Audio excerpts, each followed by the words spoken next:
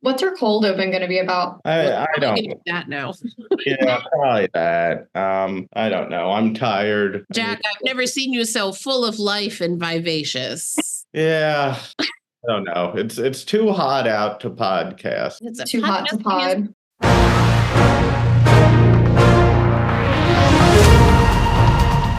Hey, welcome back to National Disability Radio. It is a little bit hot in DC right now, and we are all a little bit blah. But I am one of your hosts, Michelle Bishop, the Voter Access and Engagement Manager at NDRN. And I'm Stephanie Flint McCabe, Public Policy Analyst at NDRN. And please send coffee gift cards if you feel so inclined. You've got our little electronic email address. Okay, thanks. And this is Raquel Rosa, your Community Relations Specialist at NDRN and your final third of podcast hostesses. Hey, Stephanie is fueled entirely by coffees. Like, you know how most people are like 75% water or whatever? Like Stephanie is 75% iced coffee. I am. Yes. And I almost hate to say this because if people find out, there might be like a supply shortage, but they sell iced coffee in cartons. And I was last summer years old when I found that out, and it's been life-changing. You drink cartons of coffee. They have iced coffee cartons, like half gallons. You're telling me you drink a half gallon of coffee on a daily basis? Not a daily basis. Oh, that's a little scary. Not a daily basis. Speaking of people who are energized and ready to go, where is our producer at? Oh, I was sending an email asking them to turn up the AC. Hi, producer Jack Rosen here. That's all I got. I'm genuinely miserable right now. This is an enthusiastic episode we have for you all. Very enthusiastic. Yes. To be clear, I'm miserable about the heat, but I'm excited for our guests on today's episode. Michelle, you want to tell the people who we have on? So I recently had the honor of traveling to Brussels, the home of the European Union, to bring you our very first international episode. Woo! Yay! Woo! So we don't have applause, so now we have to start doing it ourselves.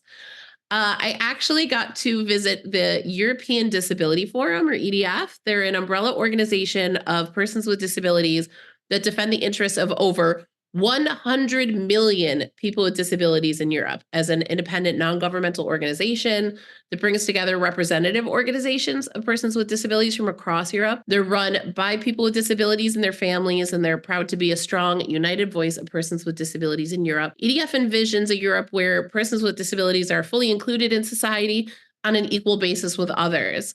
Does that sound familiar? They work to ensure full inclusion in society of persons with disabilities and access to their human rights through active involvement in policy development and implementation and monitoring of the UN Convention on the Rights of Persons with Disabilities in Europe. That's cool. Oh my goodness. Excited about the interview coming up next that you're conducting, Michelle. Is that correct? Are you all jealous? Are you so jealous? I am jealous.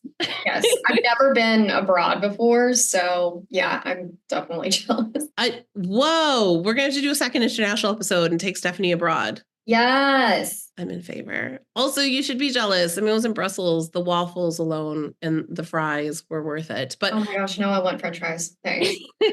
I went over to EDF's offices and I got to meet with Alejandro Moledo, who's the Deputy Director and Head of Policy.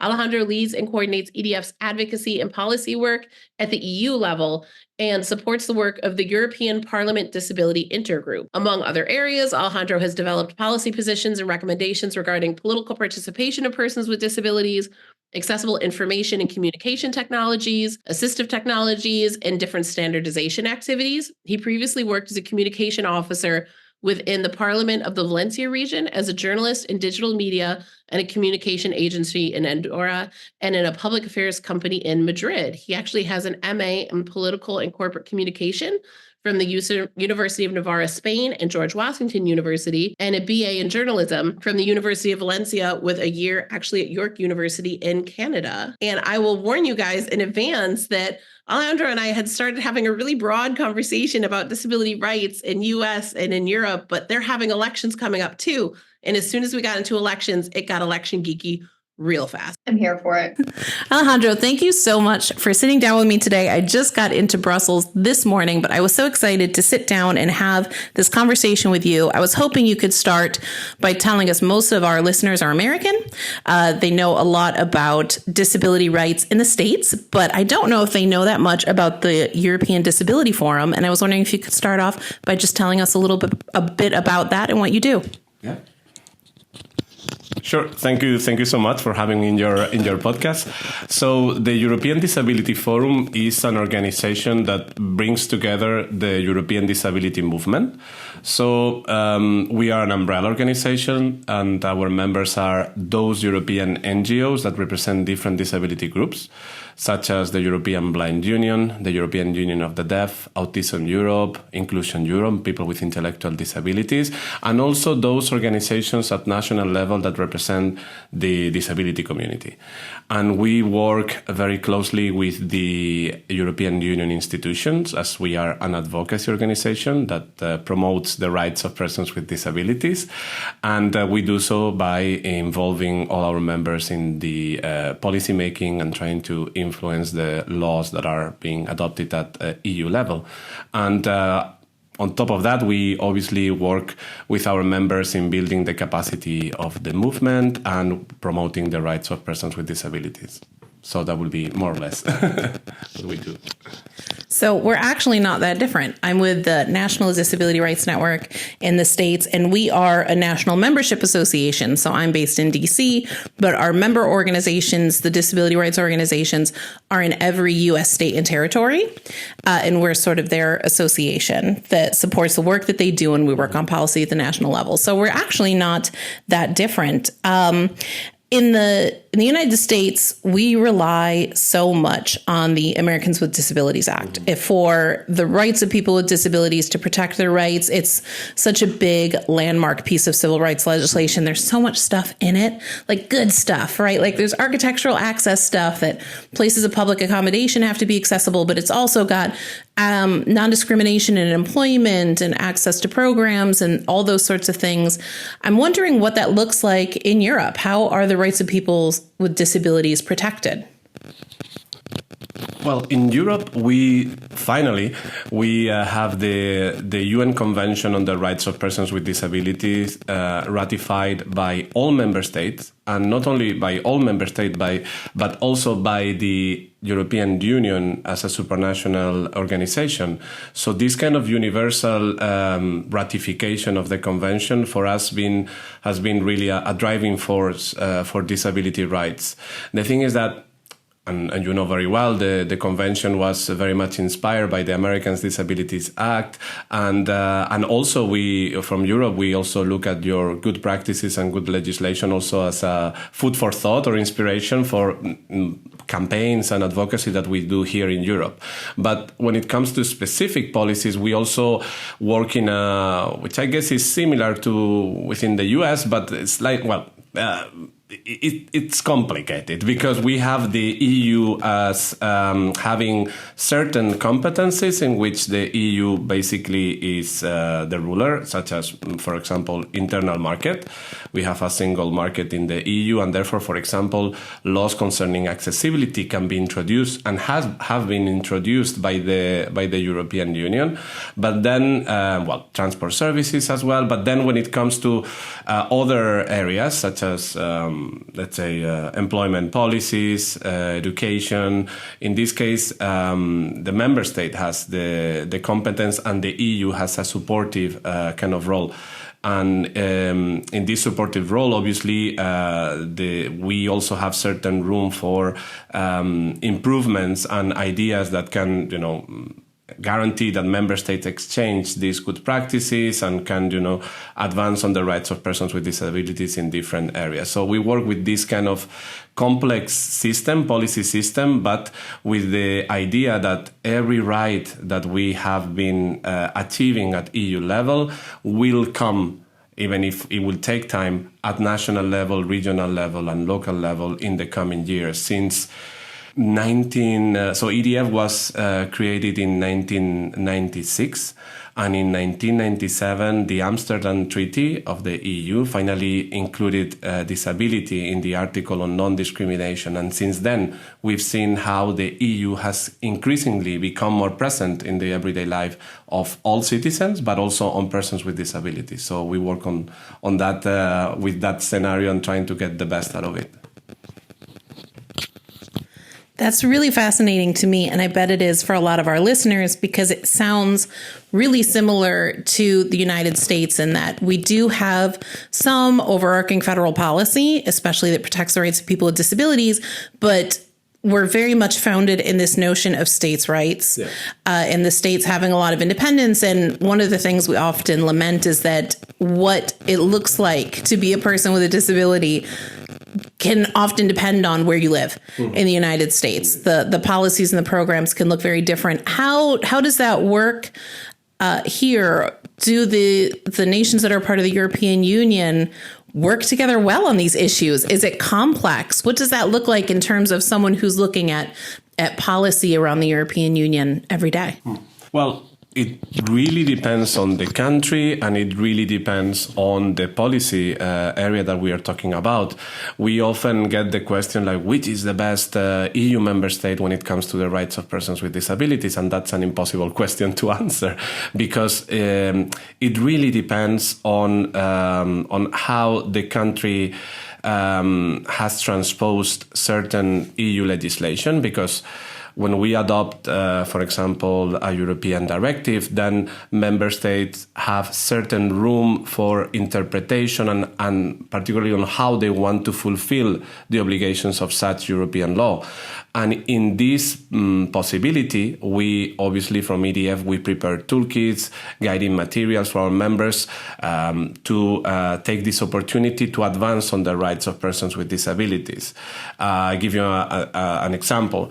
Recently, we had back in 2019, we had the first ever horizontal legislation on accessibility, the European Accessibility Act, very important for accessibility in Europe. Finally, we kind of catch up with the US when it comes to accessibility. And in this legislation, we made sure that the European emergency number, which in our case is the 112, will become accessible for persons with disabilities. But it does not include national emergency numbers or other national numbers which are of interest and importance for persons with disabilities as well. So in our toolkit, in our guidance to our members, we recommended like, hey, when you engage in discussions with your government, make sure to propose that in the national law, you also include the national emergency numbers. That is how we can advance on accessibility, taking the European Union as a basis and then going forward and beyond.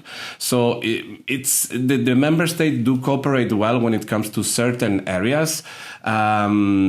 Accessibility is the one that I just mentioned that I think is a good example. In other cases, it really depends on the system they have in place, because we have different social protection system and different, for example, with voting rights, which I guess we will talk in a minute, is very different across member states. So when countries do have similarities, the EU is a good space to share those good practices, and we do so at the disability community level, but also promoting that the EU ensure this kind of space for member states to discuss. We have the European Disability Strategy, and one of the flagship initiatives of this strategy has been the creation of an expert group called the Disability Platform, in which EDF and many of our members are there as civil society members, but also the CRPD, the Convention focal points of the EU and all member states. So this is a good forum for them to exchange on different policy areas,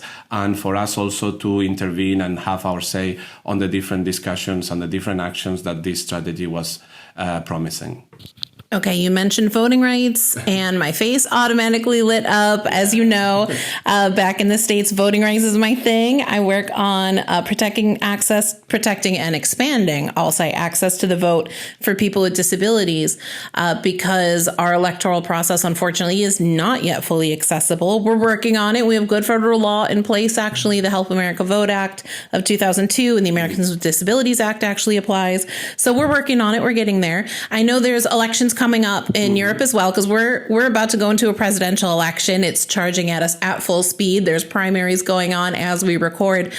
So talk to me about elections in Europe and what that looks like for people with disabilities.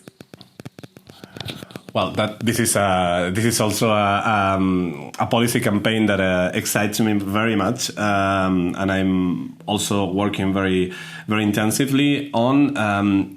In Europe, as I mentioned, we have many different voting systems, first of all. So the different voting traditions makes it difficult for having a homogeneous or kind of harmonized similar way of voting in all of the EU. We have certain member states in which we have closed lists. So basically the voter just picks a ballot and that's it. We have many member states in which voters can cast a preferential vote. And we have, for example, one member state, Estonia, in which voters can vote as an alternative means of voting by internet through a website, which is accessible, by the way, and our members love it. And so the EU in itself, as you know, we have the democratic institution that we have is the European Parliament. This is the one that represents European citizens. Then the European Commission would be our government, and then the Council of the EU is the institution that represents our national governments. But we do not elect the president of the European Commission or the commissioner, which would be like the ministers. Or the representatives in the council, because these are the ministers at national level. So people elect them through their national elections. So the one that we elect directly as citizens is the European Parliament. And here the European Union has its law back in 1976. And obviously this was before the ratification, or even before the drafting of the UN Convention on the Rights of Persons with Disabilities, and it includes very minimum set of rules. So we can say, even if we talk about the European elections, we have actually de facto 27 different elections. And within this very diverse system, in Europe we use this kind of motto like united in diversity, because even if we are very diverse, we elect the European Parliament. This poses challenges as for the participation of persons with disabilities in political life. And here, EDF, we published back in 2022 a research report. Every year we publish this series of human rights report. And that year in 2022 was the human rights report on political participation, in which we kind of dig deeper into the political or electoral rights of persons with disabilities, and we make maps comparing the situation and data comparing the situation across the 27 member states. And we brought cases that really brought substantial change at national level. So I recommend your listeners to take a look at this report, which is really, really interesting. And the good thing is that it's getting outdated, so which is great, because that means that there is progress. I will tell you in a moment. So in this report, we kind of divided the barriers into the legal barriers and the practical barriers.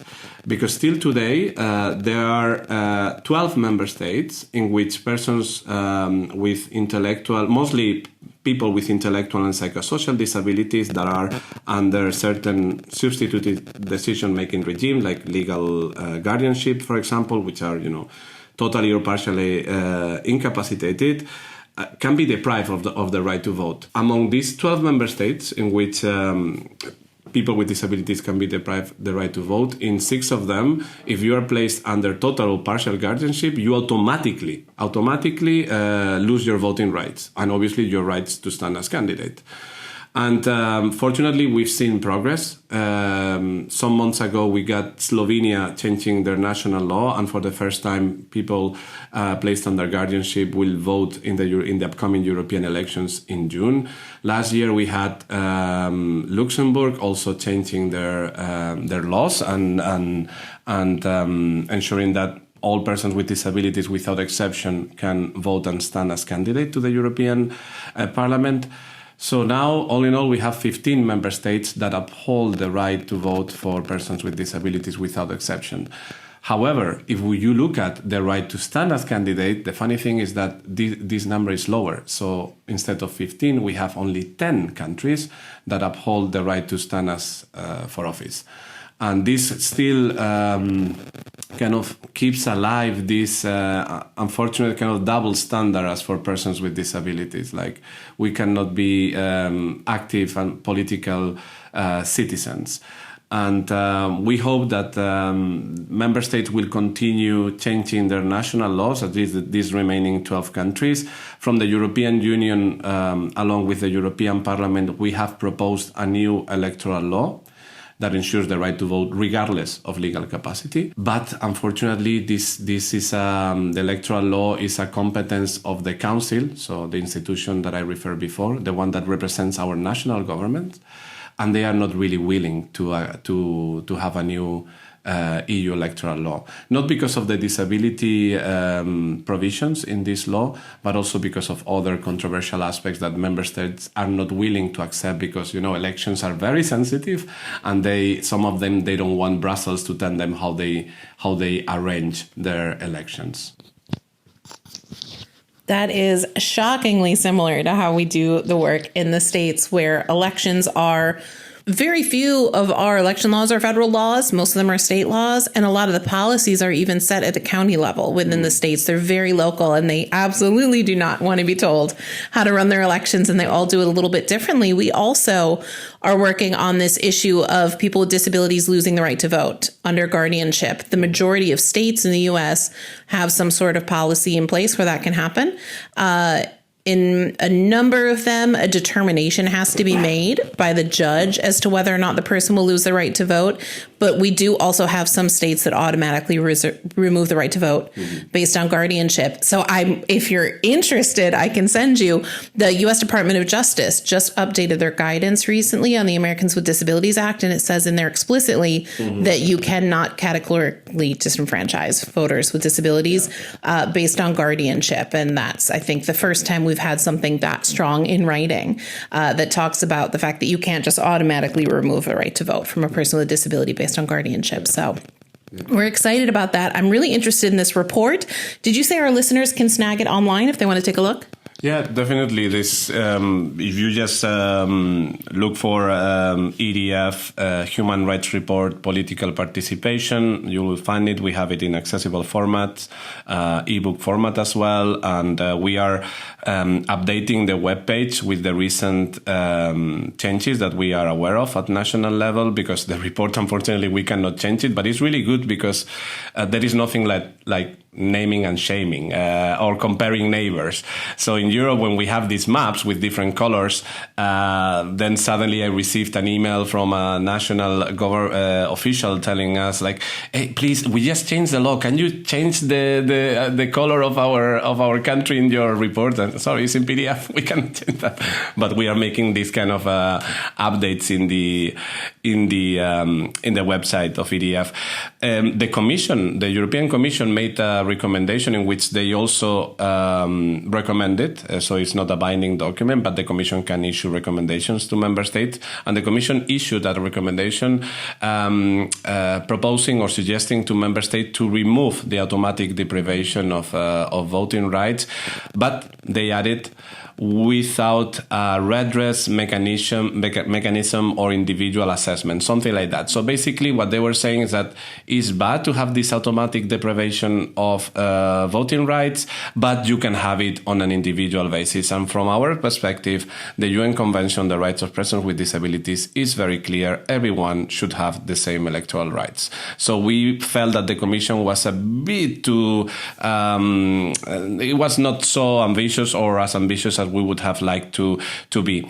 And also, concerning the elections, the Commission issued at the same time, or a week before, I believe, a guide on inclusive practices, electoral practices for persons with disabilities, which is very interesting because it brings specific cases and annexes in which you can look at different methods that the member states have put in place to ensure accessibility of the elections. Many of them were, I must say, also taken from our report, which is great because that means that the Commission is also looking at paying attention to the inputs that we send them, and we cooperate very well with them.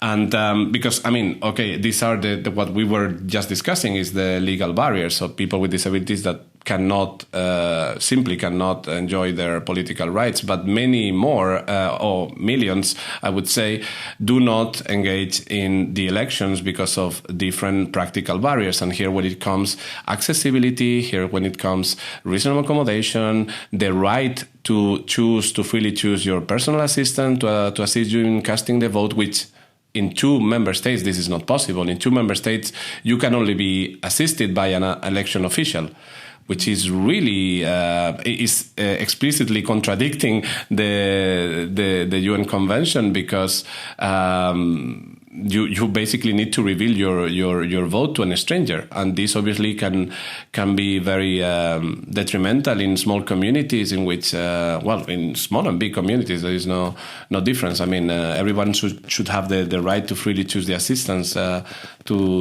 cast their vote.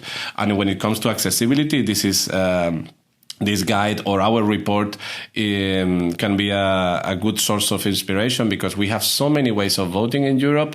So I mentioned we have the internet voting in Estonia, in Belgium, and I think in Bulgaria we have voting machines which are not accessible. In countries in which there is a closed list, we have different ways of making it accessible, like Braille envelopes. There is countries in which you even need to handwrite the name of the candidate, which is obviously posing many difficulties for persons with disabilities. There is a country, Romania, in which you need to vote with a specific booklet and using stamps. So there are really a huge diversity of voting cultures in Europe. But what is really interesting of our report and this guide is that it shows that when electoral authorities cooperate with disability organizations, they find solutions.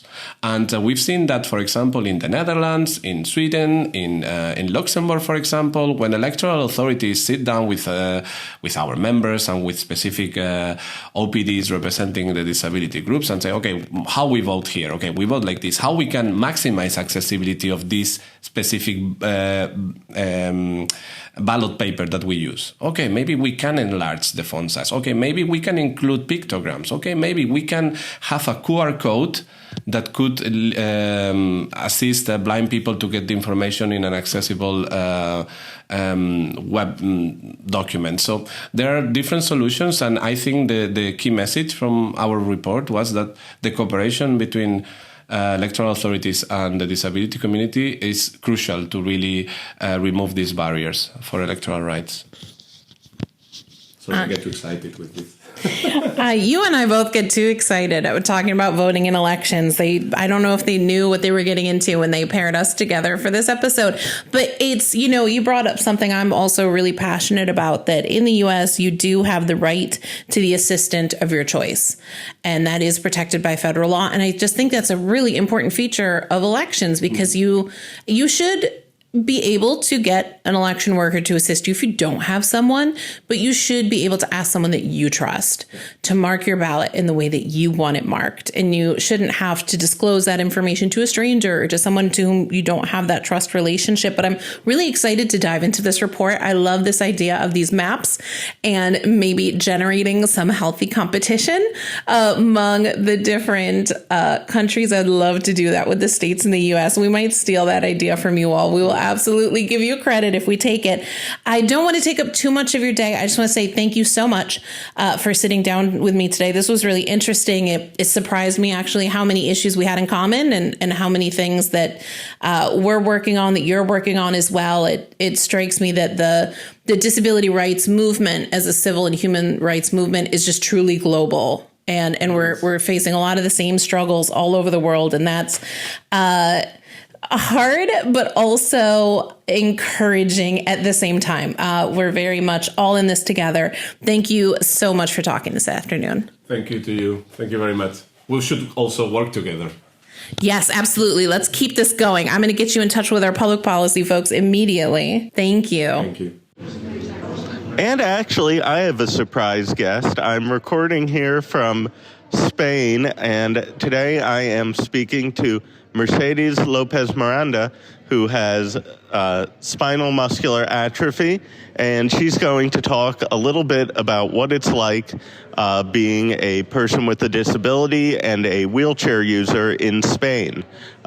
So, Mercedes, do you want to tell us a little bit about what it's like to be a person with a disability in Europe? Hi. First of all, I'm from Venezuela, and I'm living in Spain like 7 years ago. Living in Madrid with a disability is really nice because almost every building has accessibility and the public transport is really good, but has the exceptions like the Renfe. There is like a train that doesn't have any accessibility for wheelchair users. And also the streets sometimes are kind of hard to transit because there are like super old cities to change, and that's difficult. But almost everything works fine. One thing you mentioned to me before we started recording was that if you need home modifications, that happens through the government. We have something a little similar in the U.S. for people who get Medicare and certain other services, but do you want to talk about that a little? Like once a year, they open a period of time where you submit like a bunch of papers to adapt your home for your disability or the entrance of the building. So yeah, we're doing that with our bathroom. We're waiting a response for that. So that's nice. We don't have that in Venezuela. I guess what are some areas where you think Europe could do better in terms of access? Well, a lot of stores have like super big steps to go there, and the work area sometimes is super hard to get because companies, even though they have like a benefit for people with disability, they don't hire you. I don't know why. And then they don't allow you to work remotely. So that's the part that I think that they can improve. So you mentioned one of the challenges is employment and finding remote work. Do you want to talk a little bit about how that works over here and some of the challenges? Well, in my experience, I don't remember how many interviews, but at least 50. And I get to the last one, and they tell me that I can work from home. Even though I can do my work from home because I'm a graphic designer and video editor, and they don't give me a reason to why they don't allow me to work from home. So that's one of the biggest challenges that I've been getting here in Madrid. Yeah. So I don't understand that part. The reason why I can't work from home, even though I can.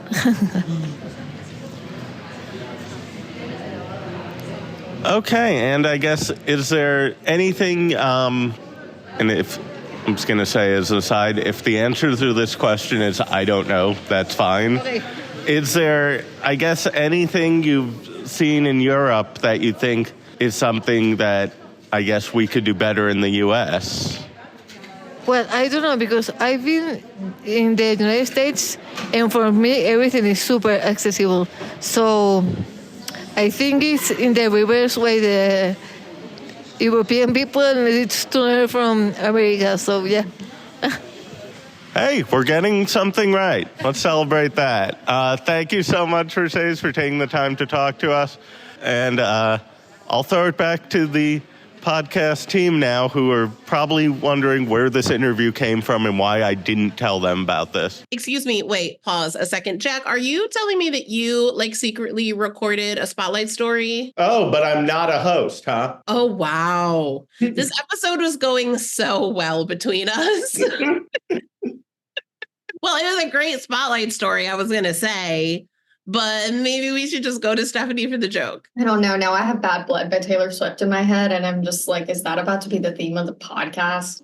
If it's the Kendrick Lamar version, I think Jack will like it. Oh, wait. That's the version where someone raps, right? Stephanie, do you not know who Kendrick? I can't. Just tell us. I do know who Kendrick is. He's the one that sings the Humble song. Sings? I think Nala knows more now because when I was dog sitting her, I showed her the Pop Out concert. What? Ask Nala. Oh, she's asleep. She just glared at me. Okay. So I'm convinced that my life is a pun. And because apparently I, need more change in my life all the time. Not only did I get married, don't sigh at me, you dog. I ended up moving to another apartment and all the fun moving further outside of the city. But when we moved, we realized there was no overhead lighting in our apartment. And so when I was talking with Quinn about it, I was like, well, we can just look on the bright side and get some more lamps. My life is a pun. It's fine. This is everything about this is amazing. Yes. So it's Quinn's fault that we don't have any light. We have natural light. We just don't have light, the fake news light. Well, give Nala a pet from all of us, especially from Kendrick Lamar. And Jack, please tell the people where they can find us on social media. You can find us on LinkedIn, Threads, Twitter, Facebook, and Instagram. And as always, you can email us at podcast@ndrn.org. Until next time, folks. Bye. I'm tired.